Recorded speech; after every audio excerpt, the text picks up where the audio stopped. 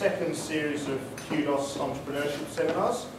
I'm very pleased to introduce today's first speaker, Jonathan Lacey.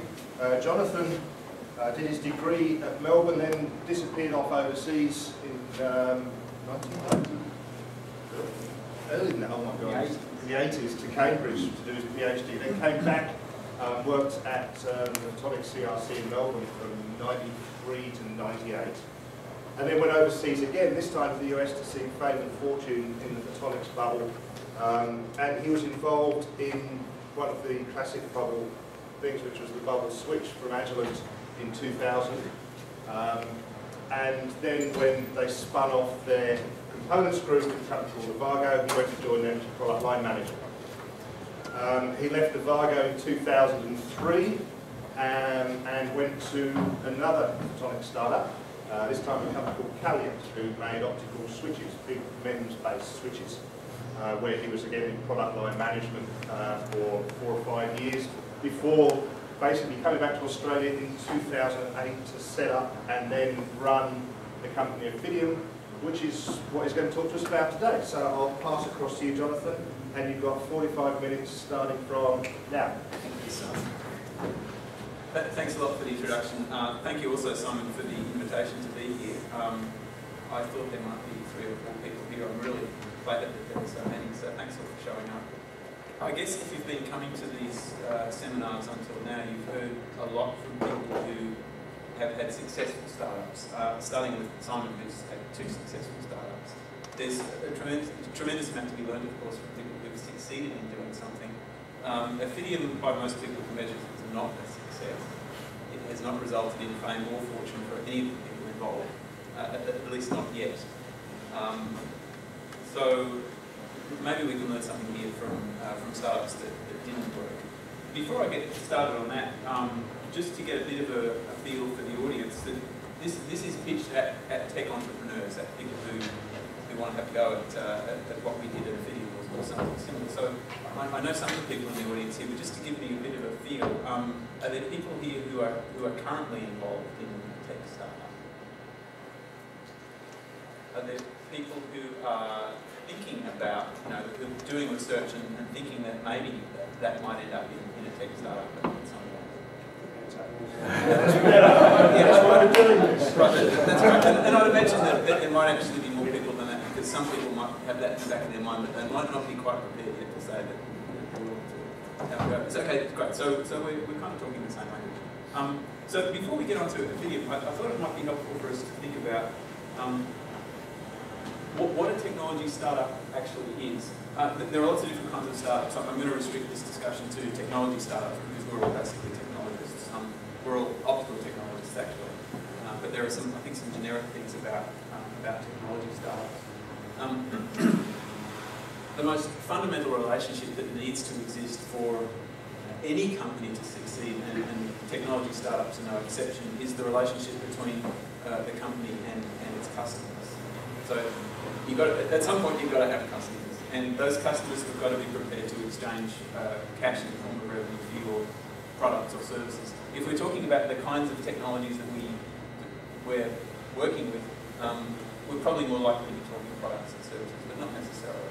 So that relationship is really fundamental. And in our business, I think if you go back to Simon's talk and some of his discussions about the sort of business that his companies have been in, you'll realise that the buying decision for a customer in most of our sorts of companies, it's quite different from buying a pair of shoes.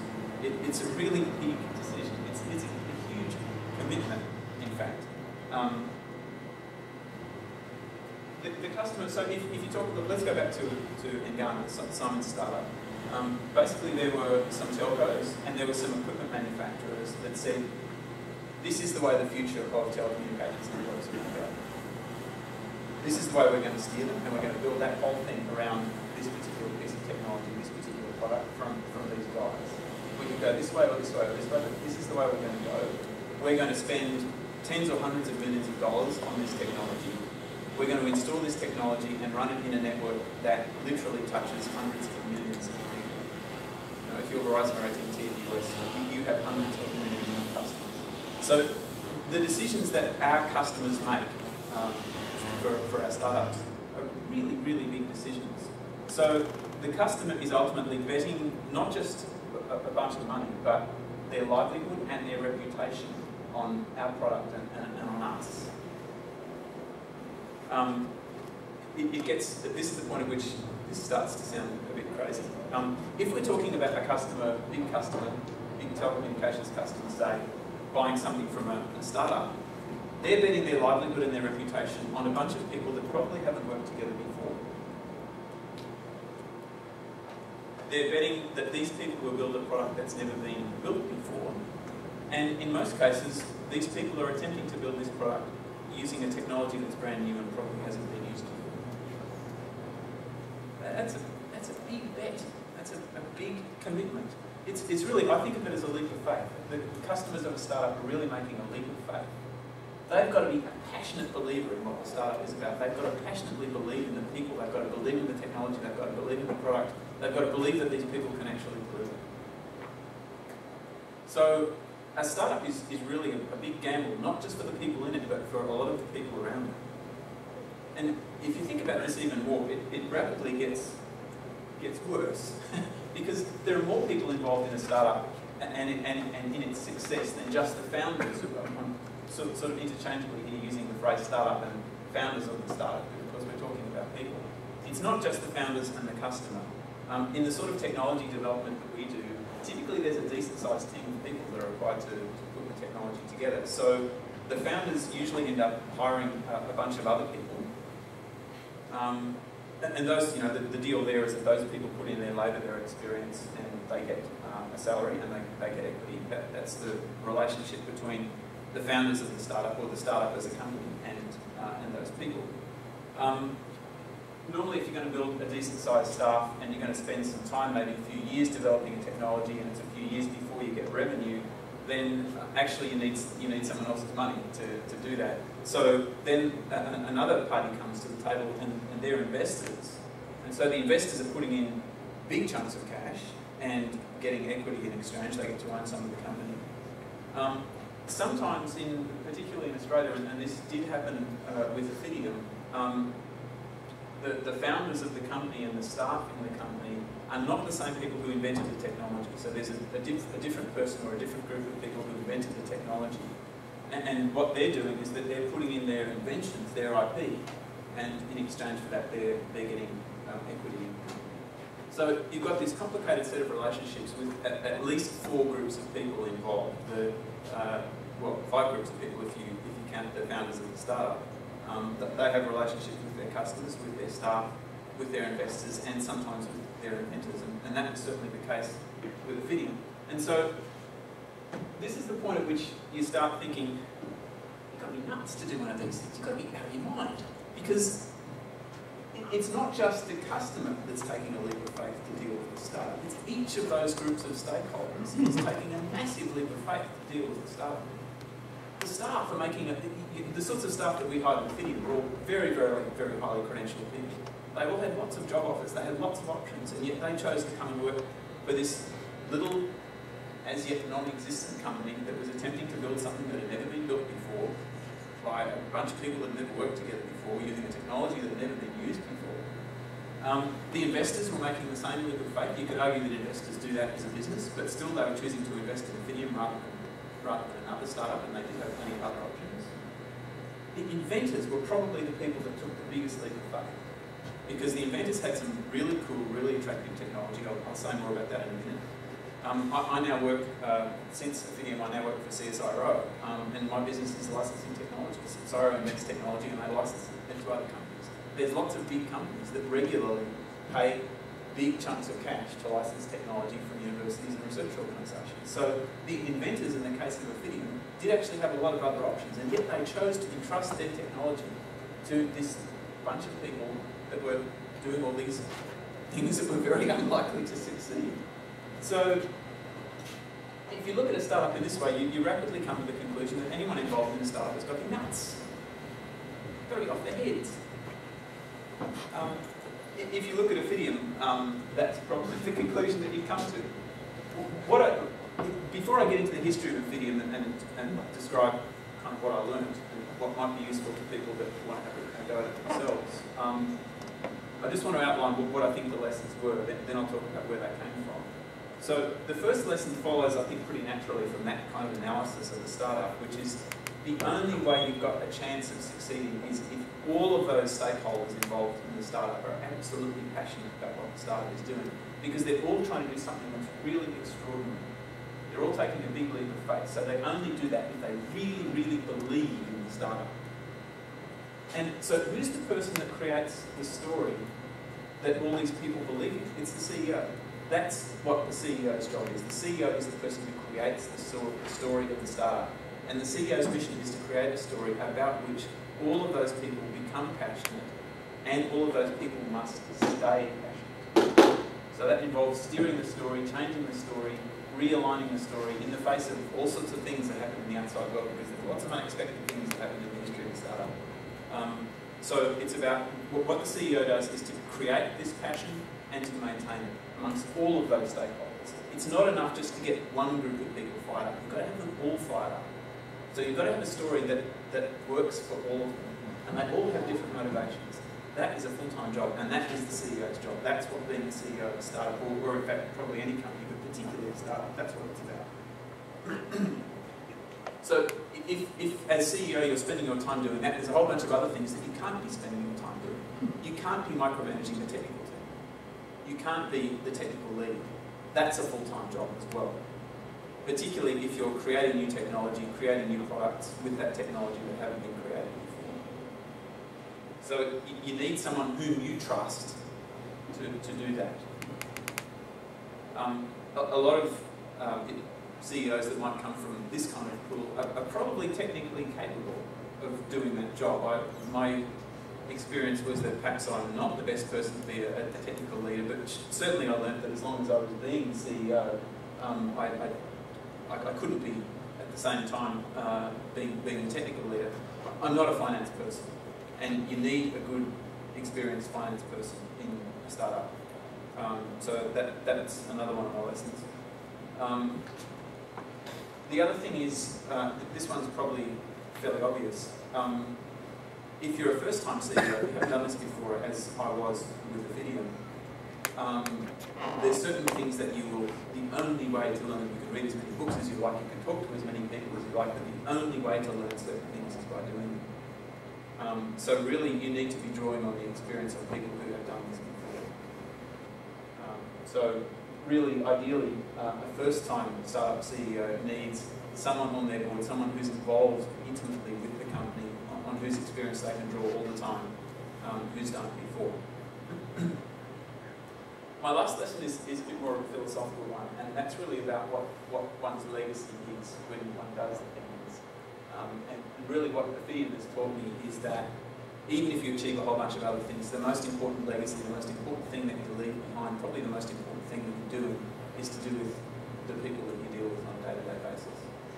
Again, that's a fairly philosophical one, but it is something that that I now sort of carry around with me all the time, and it affects the way I do things now. So let me say something about the history of Ofidium and how I got to those lessons.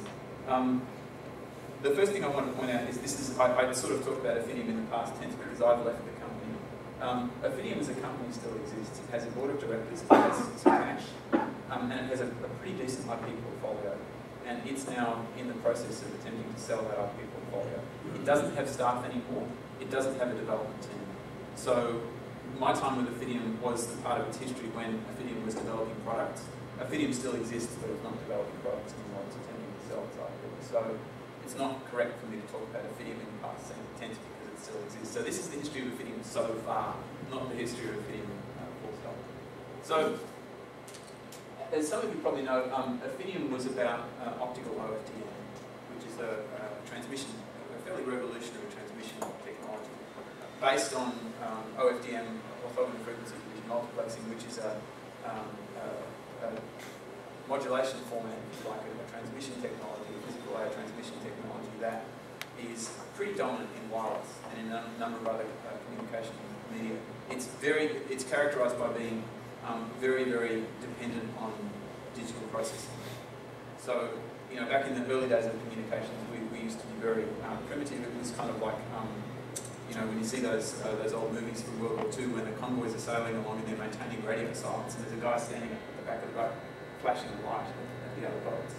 That, you know, and dot, dot, dot, dash, dash, dash. That, until recently, that's the kind of sophistication that we've used in optical communications. It's not very sophisticated. OFDM and current modulation formats are much more sophisticated than that. They use a lot of digital processing. They're very spectrally efficient and very powerful. So, optical OFDM was pioneered by a group at Monash University led by Arthur Aaron, who's someone that Simon and I have known for a very long time. He's a very well-established innovator. Ofidium was his second startup. He'd done another startup to do with modelling components back in the 90s. So he and his colleagues at Monash, especially including Gene Armstrong, it was kind of a partnership between Arthur and Gene, they pretty much invented optical OFDM. Their first publication was in March 2006, and the story behind the scenes is that it actually took them a pretty long time to get that paper published. Initially, the optical communications community just didn't want to hear about it. This was a little bit too revolutionary and new. But that first paper was published in 2006, and because of Arthur's previous commercial experience, and because of the way that Monash works, everything that was deemed to be valuable that was in those papers was patented before it was published.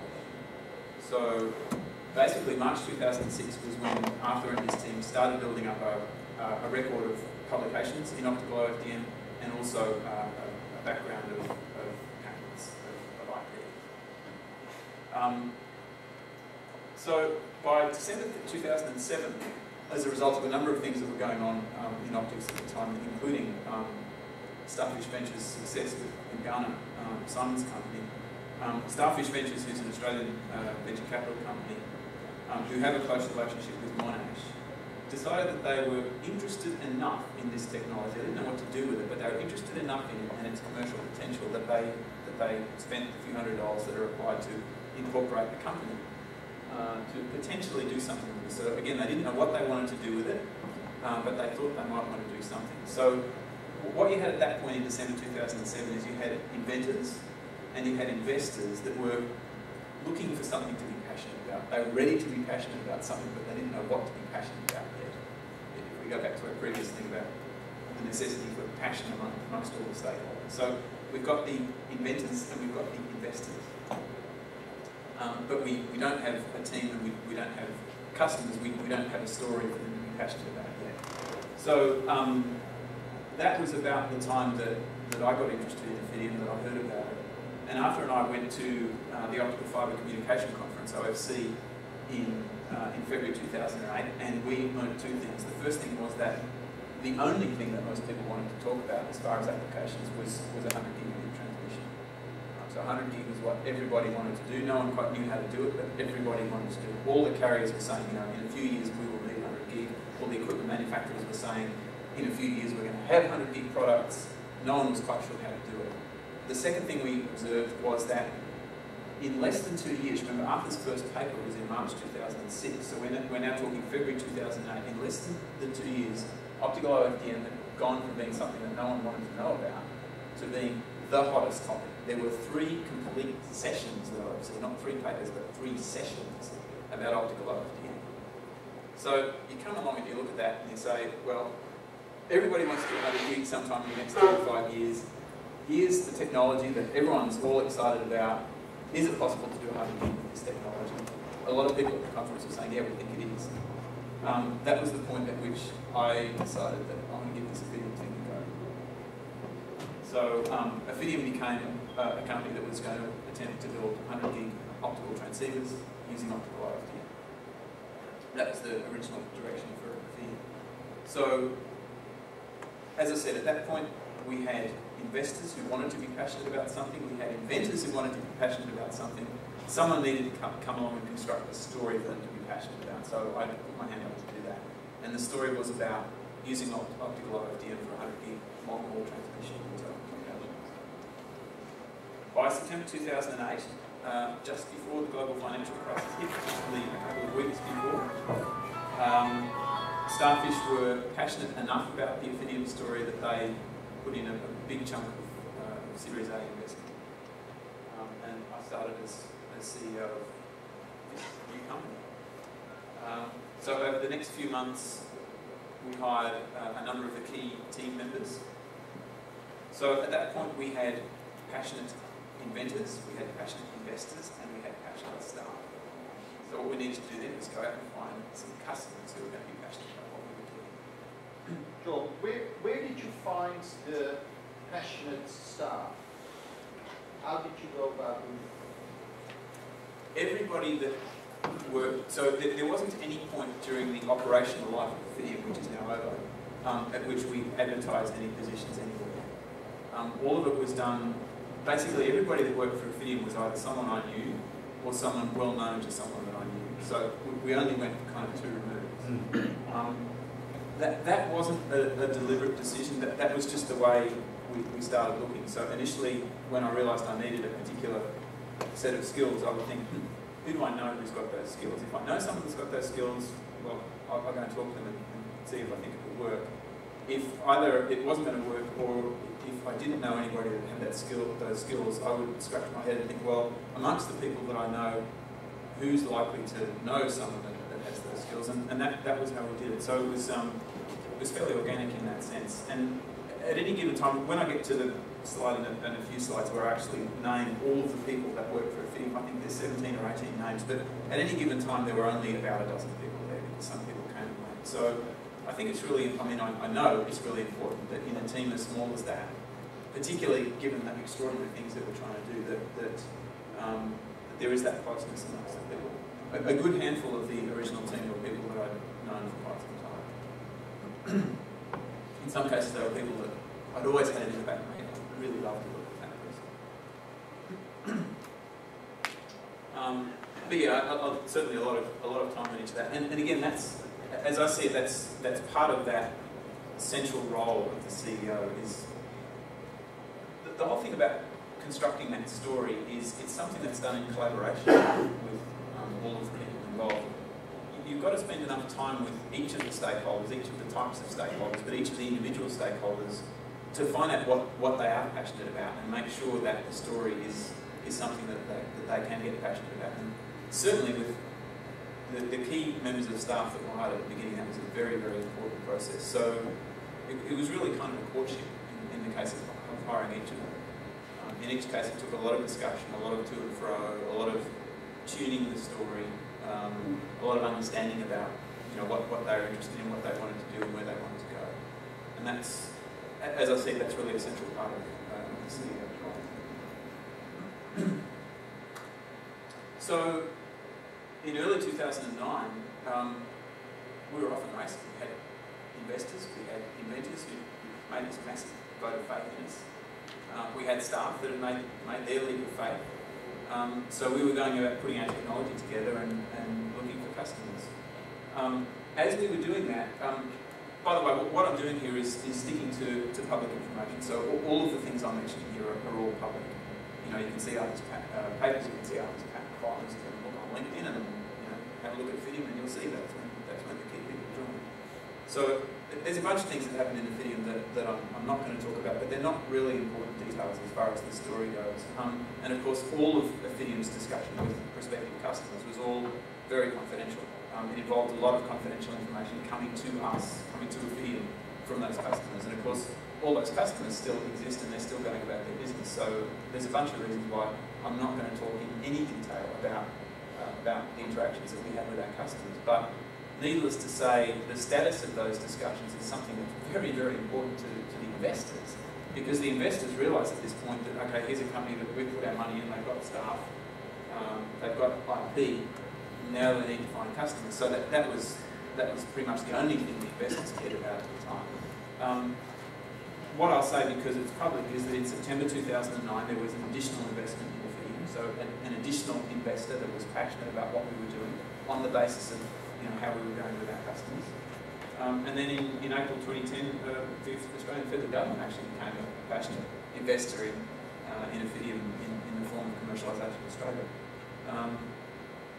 in May 2010, shortly after that, there was some additional funding from Starfish through the federal government. So we were doing well enough with customers that we were attracting more passionate investors, passionate enough to throw their money at us. The other thing that happened about then, a little while after OFC 2010, we were aiming, remember, at the 100 gig market. One thing happened that people had expected for a while, but it happened sooner than people thought, and that was Alcatel-Lucent announced a 100 gig product. And it was based on a technology that it wasn't Ofidium, it was based on the other technology. By that stage it was basically a two-horse race. It was Ofidium and the other technology, a single carrier rather than multi-carrier technology. So in June 2010, Alcatel-Lucent announced their product. We were expecting it about 9 months to a year later. So they moved a lot faster than we thought they would. That hurt. That was a big problem for us.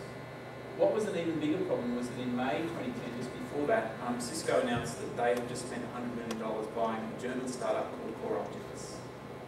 There were two things about that we didn't expect. One is we didn't expect that the industry would converge so quickly behind the other technology, because CoreOptics had bet on the non-Ofidium technology and Cisco had bet on CoreOptics. The second thing is we didn't expect that Cisco would be so passionate about this technology that they'd want to have it in-house.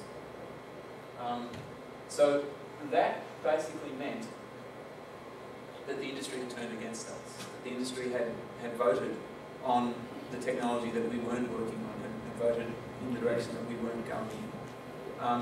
It was clear to us at that point that we didn't have any customers who were passionate enough about us. There were customers doing passionate things. Alcatel-Lucent spent a lot of money to develop that product, and to do it as soon as they did, they spent a lot of money. And Cisco, everyone knew how much money Cisco had spent on CoreOptics, and even by Cisco's standards, that was quite a lot of money. So there was passion in the industry, but it wasn't for us, it was against us. So that was one of those things that I mentioned that happens in the history of a startup, which is things change, external factors. Because you're such a tiny little part in a very big industry, a very big world, you're very, very subject to external forces, and there were some big external forces that work here. So we had passionate investors, we had passionate inventors, we had passionate staff. We had customers that didn't want to have anything to do with us. So we needed to do something different or pack it in and go home. What was the reason that the company didn't close down at that point? Again, I need to be very careful here because there's a lot of stuff here that isn't public. But the fact that the company did keep developing products beyond that point is because we found a new set of customers. We found a related but adjacent or different market and a slightly different technology. So in other words, we came up with a different story. And so the whole process for me as CEO for the second half of 2010 was getting everybody aligned behind that new story. So we had a bunch of staff that had thrown in their lot with us on the basis of one particular story, and investors that had done the same, and inventors that had done the same. Everybody liked that story. Everyone was convinced enough about it that customers would like it, that they threw in their lot with us. We found that the customers didn't like us enough, so we had to change the story. The question is, how passionate were the stakeholders, the inventors, the investors, and the staff about the new story? Well, passionate enough that we kept going for about another year. But I don't think we ever really recovered the passion in phase 2 of Ofidium that we had in phase 1.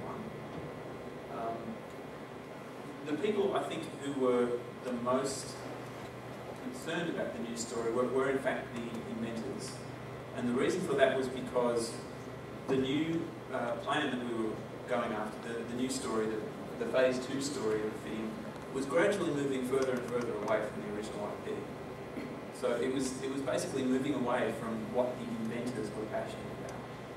I didn't realise at the time how big a problem that was, but that was a really big problem. And that's really the thing that, in retrospect, has taught me how important it is to have all the stakeholders passionate about what the startup was doing. When we moved, we had some customers that were looking pretty good, And for that reason, the investors were keen, and for that reason, the team were keen. But the inventors weren't so sure. And that was ultimately one of the things that led to the failure of the company. Another thing that was very important that happened about then was I did finally realise that I couldn't be CEO and VP engineering at the same time. So I hired someone else to be what we call development manager and run the engineering team. A hell of a lot more technical progress was made once that happened than before. And that was really the thing that taught me that we can't do both. So a lot of progress was made between August 2010, technical progress, and the middle of 2011. But ultimately at that point, the investors realised how much more work we had to do in order to get the customers on board. And they realised that we didn't have enough money to do it. In other words, that the money that we burnt through getting to the pivot, if you like, of the company was money that wasn't going to come back. It wasn't exactly wasted money, but we basically didn't have enough money to do what we needed to do, and they weren't willing to put any more money in. So by the middle of 2011, the investors realised that they were not passionate enough about what we were doing anymore to keep going. And that was the point at which the operations of the company were wound up. And as I said, since then, the company is focused on IP stuff. So, what led to that decision? The passion was lost. We didn't have customers that were passionate enough to persuade the investors to put in more money. And so the investors didn't put in any more money, and in fact decided to do the opposite, decided to stop the operations of the company and focus the remaining money on selling the IP. So let me just go through those lessons again and now talk about them in the context of our history. Again, the most important lesson for me is that what the CEO's job is all about in any company, but particularly in a startup, is to create a story about which all of the stakeholders are passionate. And there's two parts to that. One is creating a story at the beginning that people are passionate enough about that they'll get involved. But the second thing is things are going to change as you go along. Things are going to go wrong. So you've got to have good enough relationships with those people that together you can change the story as things change. And you can change the story to one which again captures people's passion and persuades them to stick with it in the face of hardship, in the face of changes, in the face of shocks.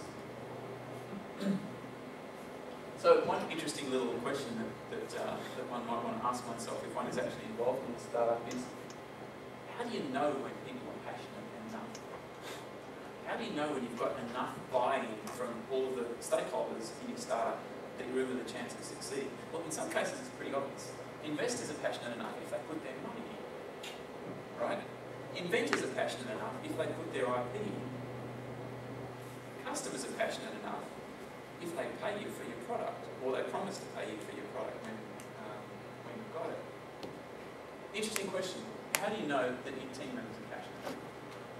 Sure, if they come to work in the mornings and if they don't leave, because most of them will have other job offers, that is indicating some level of passion. Is that enough passion? Interesting question to think about. Because the fact is, in order for a startup to succeed, the staff have got to do absolutely amazing things. Perhaps more than any of the other stakeholders, they've got to do sustained amazing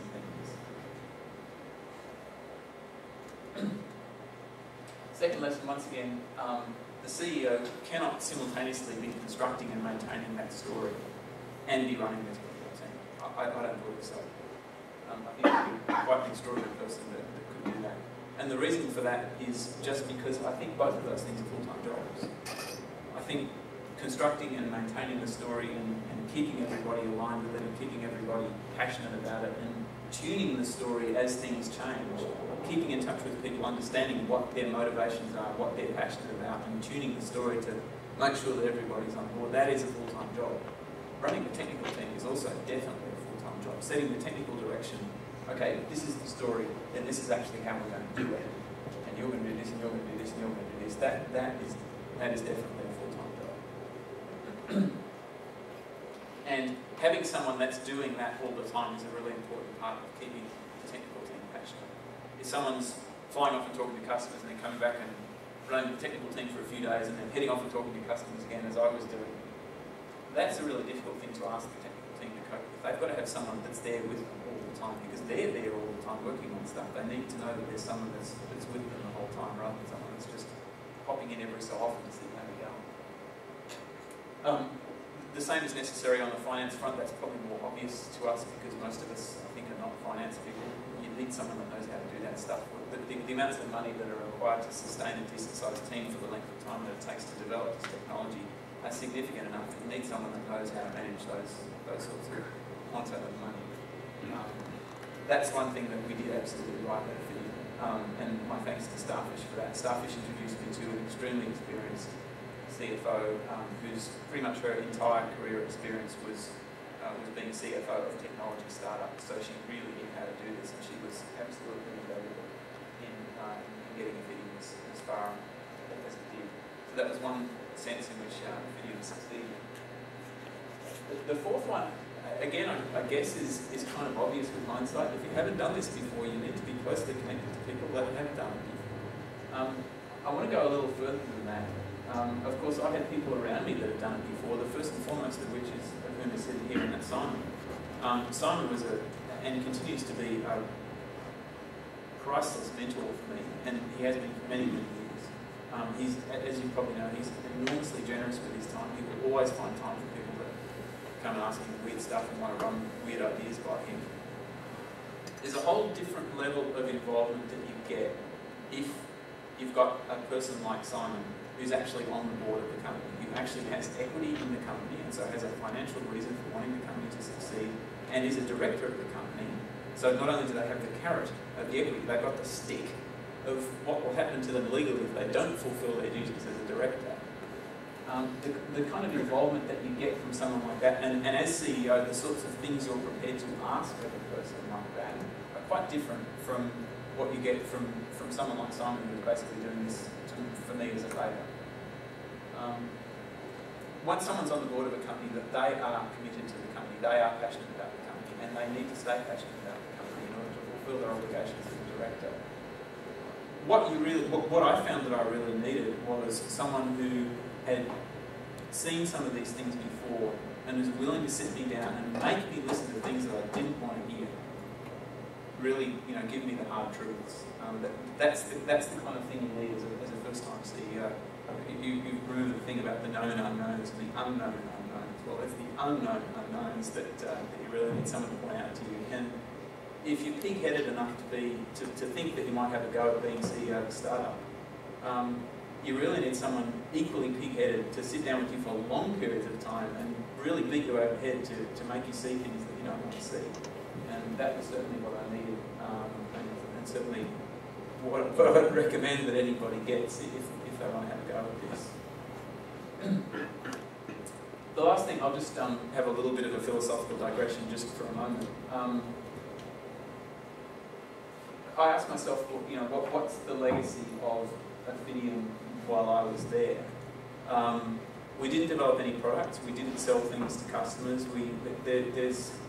There's nothing much concrete that you can put your fingers on other than a very big hole in Starfish's budget from all the money that we spent. So what did we actually do with that money? What is the legacy from that money? And the answer in this case is pretty obvious. It's the relationships that we developed.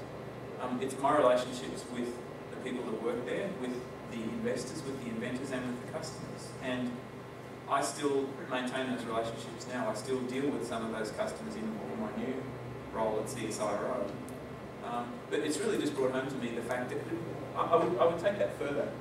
If we look at someone so me as CEO of Ofidium at one end of the spectrum in terms of achievements, if you like, concrete achievements.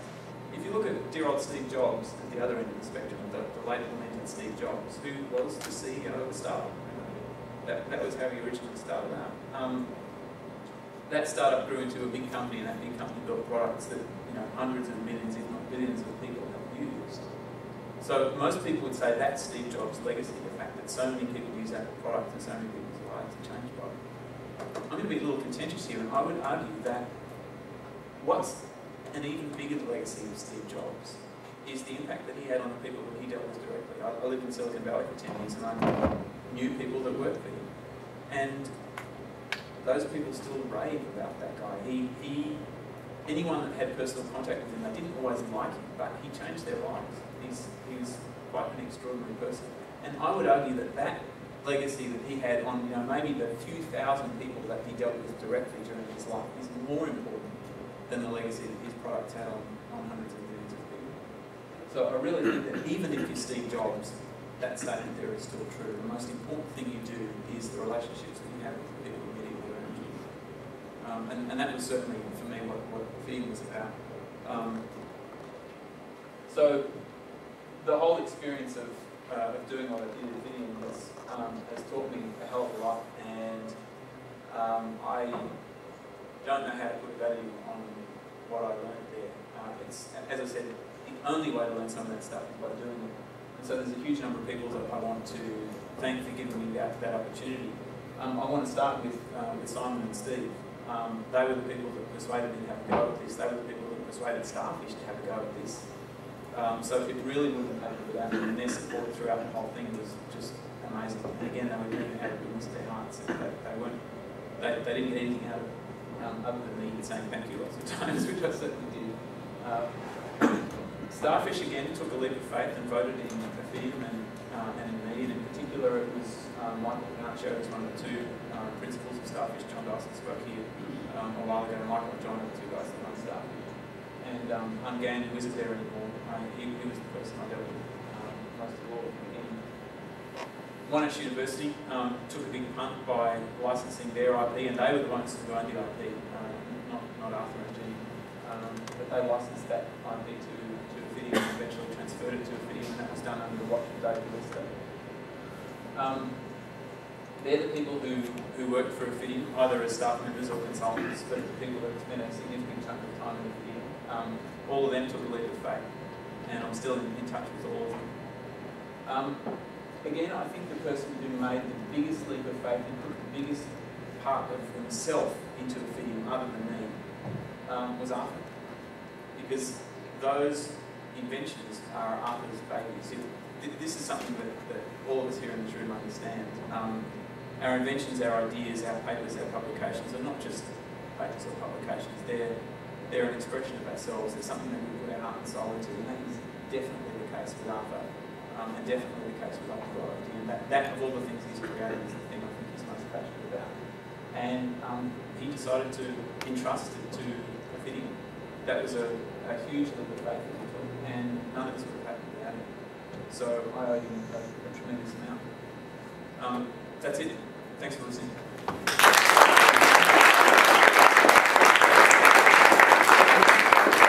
Thank you, Jonathan. Any questions? Just a bit of an odd one. So you mentioned about how the director would have his carrot and his stick. What's the bonus of being a director over just being a straight investor? Simon might actually be the better one to answer that one than me, just in terms of what the legal obligations of the director are under asset regulations. The advantage of being a director, you get the opportunity to influence, which as an investor you don't. The disadvantage is you can basically be screwed over by ASIC or anybody else if you do anything wrong. If anybody's considering being a director, just another digression, go on the Australian Institute of Company Directors course. Simon Fleming's done it. He knows how important this is. Not so much for what you learn about being a director, but what you learn about not getting sued. But really, really good idea. Similarly, you can think about being a CEO. It's also a good idea because often the CEO is put onto the board as a director, and usually is as a director. And it's a really good idea to know your legal rights and responsibilities, because everybody else on the board should know that. As a first-time CEO, it's not something you necessarily know anything about. Sorry, I've answered your question a bit too wrongly. Yeah, no, thanks, Simon. The general gist of it is, this is about justice being done and also being seen to be done. You must do and you must be seen to do everything that you do in relation to the company has to be done with the best interests of the company, not of any other body that you might be representing, like your pocket or a university or your research group. I mean, that's the basic gist of it. Yeah. But a director does have the ability to influence, which, unless you're the starfish type investors, you don't really have that opportunity. Small investors have very good influence on a company. The starfish investors were on the board, presumably, and you were on the board. No. I was an observer on the board. Have you taken this ASIC course? No. Yes, why? Two questions. How much money was invested and what was the nature of the deviation in terms of this change of course, if you can say? So again, I'm going to stick to what's on the public record, and I'll just remind myself what is on the public record. There was a press release around September 08 that said that Series A was 6 million. There was a press release around a year later that said that TTCF investment was 250k. I think it's on record somewhere that Commercialisation Australia grant was 1.5 million. I don't think it's ever been said publicly what Ofidium received from IIA. But if you just add up 6 million Series A and 1.5 million from Commercialisation Australia, that's 7.5, and there was more than that. So there's a significant amount of money. And the second question was about the nature of the pivot. There's nothing that's been said publicly about that. Was it in the Ofidium space? Or Yeah, it was. It was. That's right. It was to do. I mean, it wasn't like we went from doing optical transceivers to doing social media by any means. It was still optical transceivers. It did build significantly on what we'd done up until then, but we were aiming at a different segment of the market, slightly different application. Some of the same customers, but a bunch of different customers. And the technology was different. It was in the same family of technologies, but slightly different. Yeah. It's a hindsight question, but if you know, looking back over the history of the company, if there was one thing you could have done differently to have achieved a different outcome, have you got something that immediately jumps out? Have someone on board. And that's a real easy one because that's sort of a I'm kind of ducking the question because I guess what I'm saying is that a lot of the stuff that I now know with hindsight, I think Simon probably knew before I started. Not to say that he hid it from me, but I think if Simon had been on the board, if he'd been spending half a day with me every month, rather than a few hours every 2 or 3 months when I phoned him up and spoke to him, he would have seen some of the things that, because ultimately what killed the company was that we had that big long chunk of time where we were spending a lot of money and we got to the end of it and we hadn't got any customers and we'd taken a step towards maybe the second set of customers, but we hadn't gone far enough, right? So I used that capital inefficiently in hindsight. I think with someone with this kind of experience on the board, this kind of operational, startup experience, we would have used that capital a lot more efficiently. And I don't know what the outcome would have been, but I think it could have been different. Is the idea that you would have then had a product out there before up to Lucid? I think that'd be a stretch. But how would you have avoided it? I mean, at the end of the day, they had a product there that we... Yeah. I remember at Epoch in 2010, when Brett Levy gave that plenary, he blew Ofidium out of the water. It just basically dumped all over it. And the whole community went in 45 minutes from believing to not believing. And that was obviously tied to the product. Yeah, I know I was pleased about that because clearly we'd annoyed him enough that he put enough work to really crack it. So I was quite pleased with that. But I'm the eternal optimist, right? I can see good in anything. But yeah, I mean, I think you make a good point. So let me be a little careful here. A lot of people said right from the start that there's a bunch of papers out there about the fact that, for instance, maybe Ofidium is more tolerant to laser phase noise, so that you can get to very, very high data rates, very, very short symbols, more readily with Ofidium than you can with a single carrier technology. So there's an argument that says maybe 100 gig is never the right place for Ofidium, maybe 400 gig or whatever comes next is the right place for Ofidium. Right? So maybe there's an argument that said if the story at the start had been constructed a little more conservatively, and if it had said, well, we might beat those big guys, but let's hedge our bets. Let's spend a bit of resource maybe on having a go at a 100 gig product in the hope that we get there before those guys do, in the hope that we really demonstrate some big advantages against what those guys do. But let's put most of our resources on naming that next thing. Things might be different. How much influence does the passion of the inventors have on the direction of the company? Because it sounds like you had an opportunity here quite late in the company's development to actually go to an adjacent market.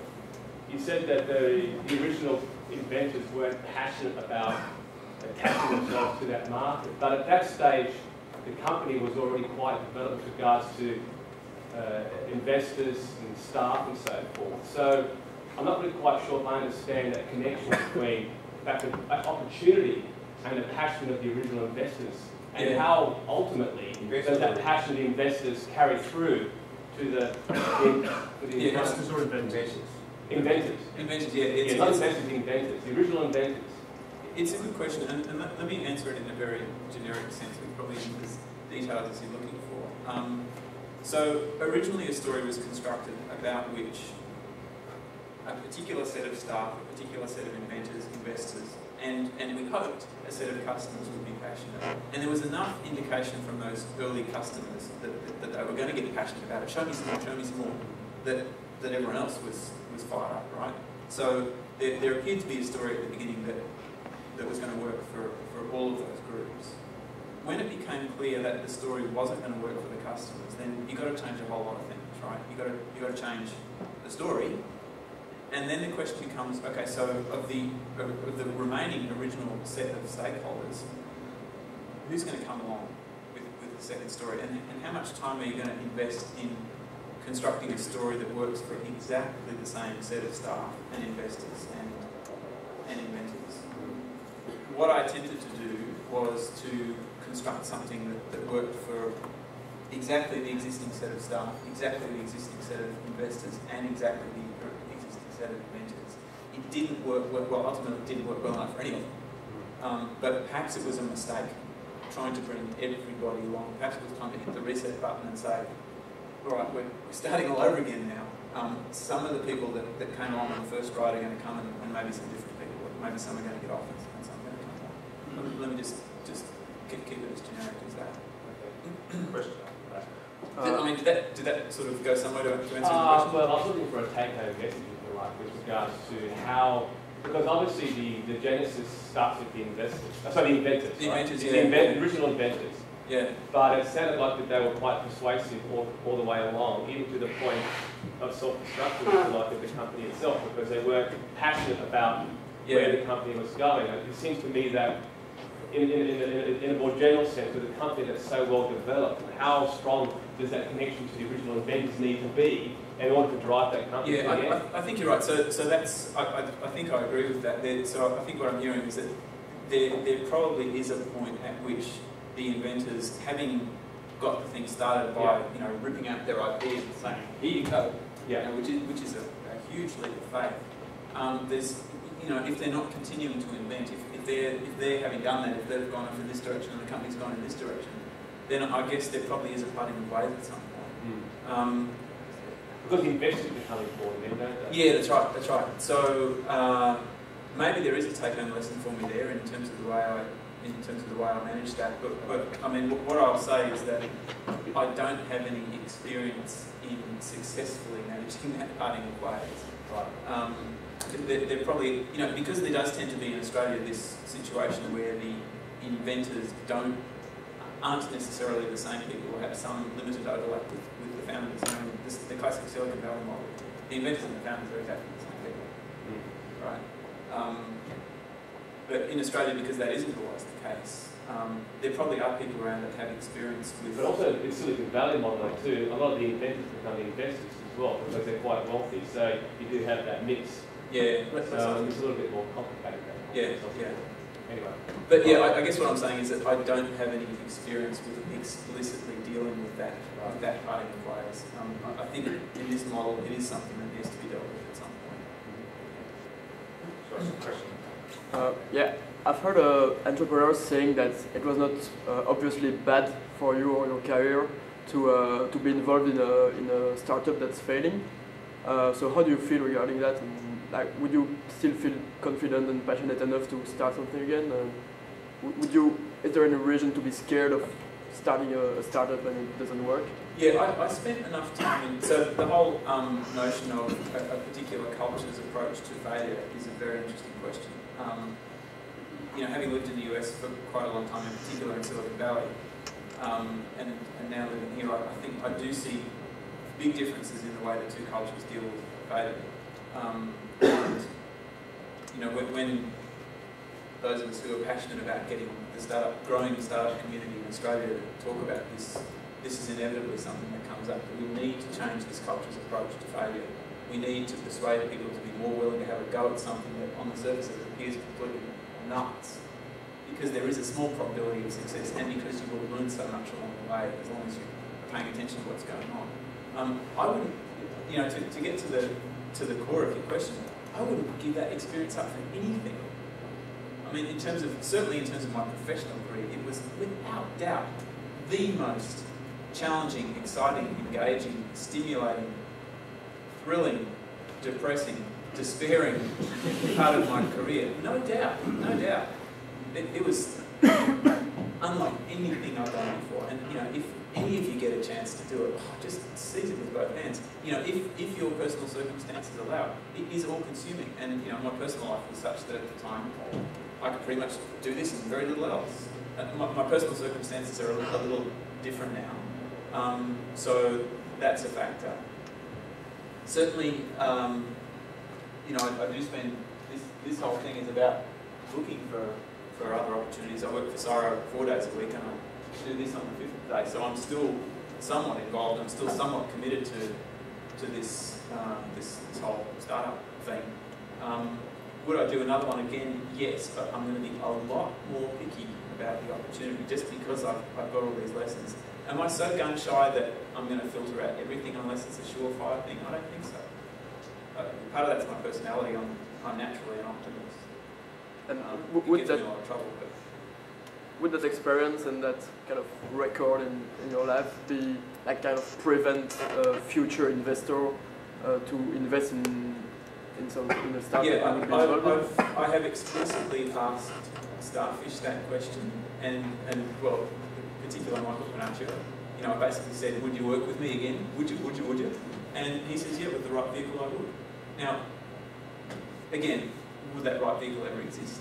You know, is he now so gun-shy working with me that, you know, it would only be a sure thing? I don't know, and we'll only ever know if we end up doing it again. Would I be willing to go and ask him for money again? Yes. With the right opportunity. Okay, I think we should finish there.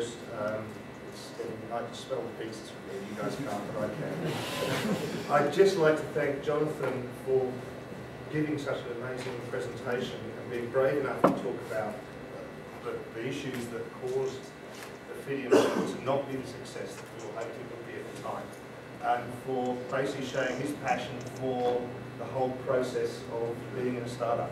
So if you join me in thanking Jonathan.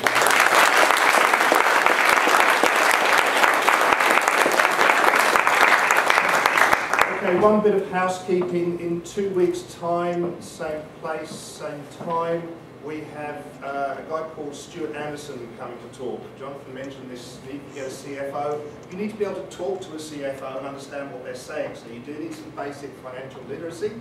So Stuart is with Sydney Capital Partners, does a lot of fundraising, teaches finance in the MBA course at Macquarie, you have the first course there.